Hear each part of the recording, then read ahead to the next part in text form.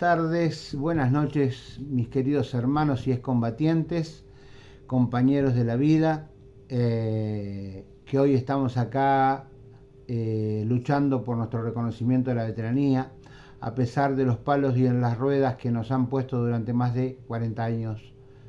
Y hoy vamos a seguir hablando sobre el tema de la amenaza de muerte al señor Nicolás Casanseu, que al parecer se trataría posiblemente de un excombatiente no reconocido. Igual él, hasta ahora, yo entiendo que al ser funcionario público tendría que haber presentado la denuncia, radicándola a los fines de eximir de culpas a quienes no estuvimos dentro de esa amenaza, o sea, no fuimos partícipes de ella.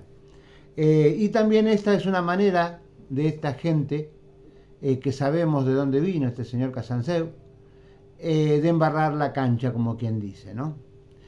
Y lo que voy a hablar hoy es sin hacer ningún tipo de apología del delito y basándome solo en la psicología. Lamentablemente esta situación, si no posee una definición, cuando me refiero a nuestra situación de proceder a hacer el reconocimiento de los excombatientes que estuvimos prestos para dar la vida dentro del Teatro de Operaciones del Atlántico Sur, y basándome en la psicología, vuelvo a reiterar, vamos a llegar a situaciones conflictivas e irreparables. Recordando, como dijimos recién, el fotógrafo que hizo una denuncia verbal sobre un supuesto camarada, que lo amenazó, ¿no?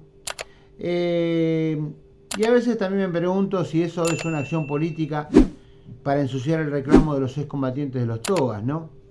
Aún sin reconocer, ya que con casi de 42 años de terminada la guerra, ex soldados que ni siquiera el Estado argentino tuvo la consideración de establecer no solo su situación física al finalizar la guerra, sino también su situación psicológica.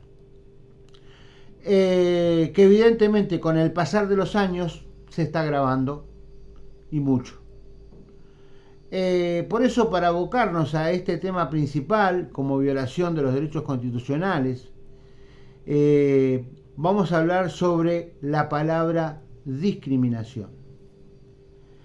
La discriminación es un nombre femenino que se dice y se refiere al trato diferente y perjudicial que se da a una persona por motivos de raza, sexo, ideas políticas, religión, etc., o como lo es en nuestro caso, de ser discriminados por no haber sido considerados y reconocidos como ex veteranos y combatientes.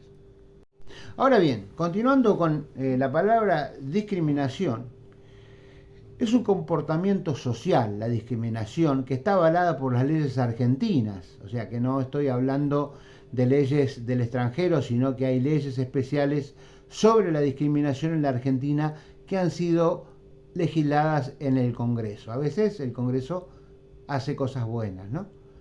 Y la discriminación dice que es toda aquella acción u omisión realizada por personas, grupos o instituciones que produce y reproduce desigualdades en el acceso a recursos y oportunidades, tan disímiles como la comida, servicios de salud, educación o empleo, en favor o en contra de otras personas, grupos o instituciones. O sea, es el acto de separar o formar grupos de personas a partir de criterios determinados. Se refiere a la violación de la igualdad de los derechos humanos por edad, color, altura, capacidades, etnia, familia, género, características genéticas, estado marital, nacionalidad, raza, religión, sexo y orientación sexual y todos otros sujetos que les sean vedados los derechos humanos. Esto es mío. En la filosofía moral se ha definido, hoy estamos desde un punto de vista psicológico, así que bueno, por ahí es muy técnico lo que estoy hablando sobre el tema con relación a la psicología. Igual ustedes saben que si quieren alguna aclaración lo pueden hacer abajo de este video. Para eso estoy con mucho gusto, les vamos a contestar. Por eso decíamos que la filosofía moral se ha definido a la discriminación como un trato o consideración desventajosa. Esta definición es comparativa. Una persona no tiene que ser dañada para ser discriminada. Simplemente tiene que ser tratada peor que otras por razones arbitrarias. ¿Les suena eso a ustedes? La reacción o interacción inicial que le sucede a un grupo influencia el comportamiento real del individuo hacia el propio grupo o a su líder. Restringe a miembros de un grupo de privilegios u oportunidades disponibles para otro grupo, lo que conduce a la exclusión del individuo o a entidades basadas en una forma de decisiones ilógicas e irracionales. La mayor parte de las personas afectadas por la discriminación son individuos pertenecientes a las denominadas minorías, pequeños grupos dentro de una sociedad, aunque hay muchos casos en los que estos grupos no son pequeños.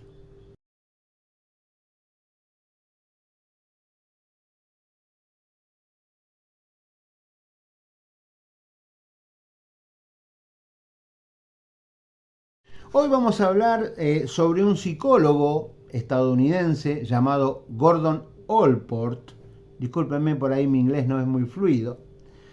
Estadounidense, uno de los primeros psicólogos dedicados a estudiar de la personalidad, y a menudo se lo considera como uno de los fundadores representativos de la psicología de la personalidad. Allport nació el 11 de noviembre del año 1897 en Indiana, Estados Unidos. Falleció el 9 de octubre del año 1967 en Massachusetts.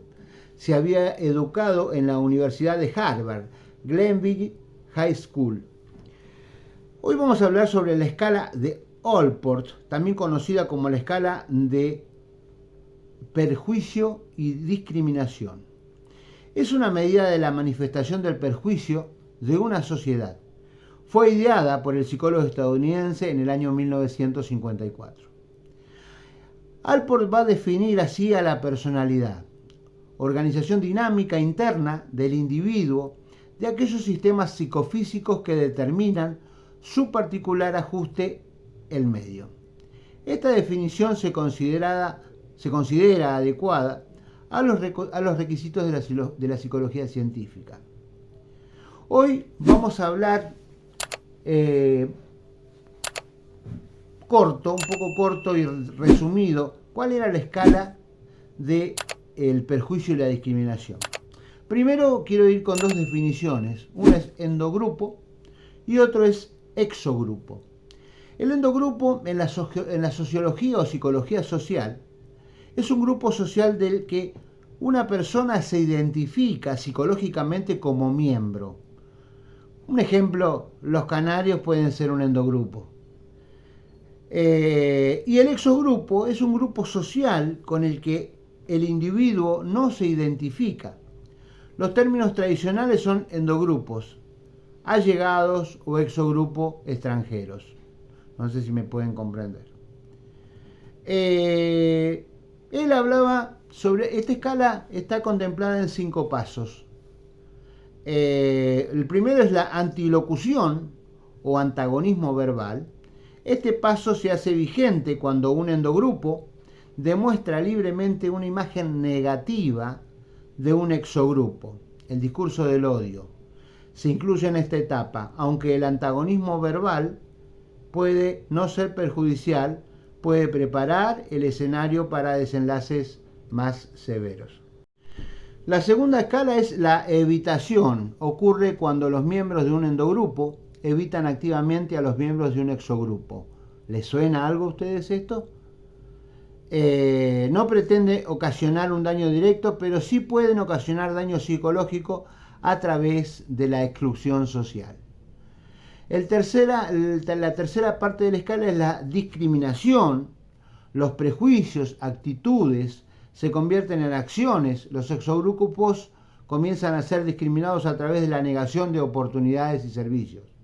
Esta conducta tiene la intención de poner en desventaja al exogrupo al prevenirles alcanzar metas, acceder a educación, salud, conseguir un trabajo, etc.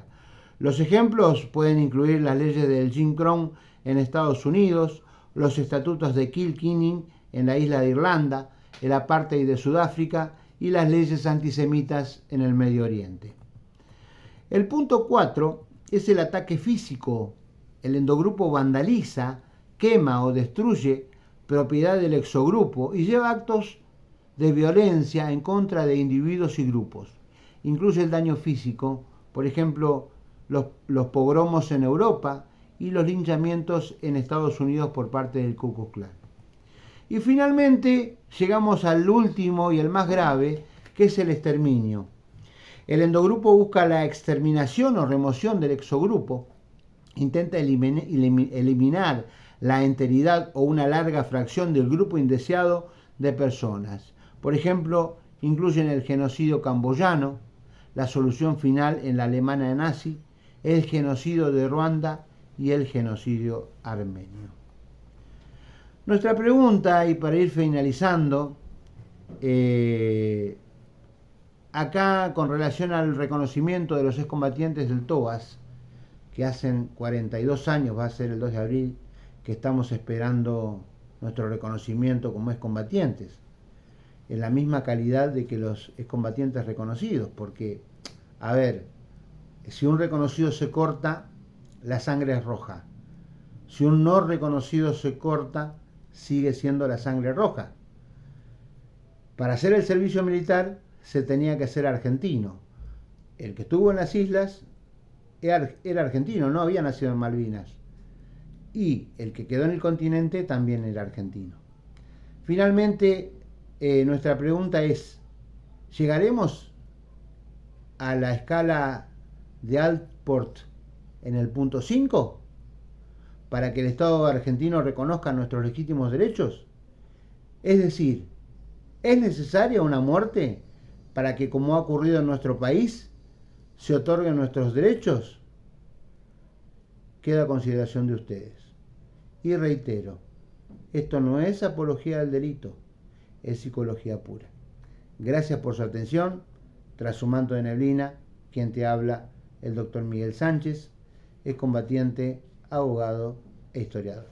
Gracias por estar ahí atrás. No se olviden de suscribirse, por favor, y darle me gusta. Así podemos compartir esto a todos, no solamente en Argentina, sino también al exterior. Gracias.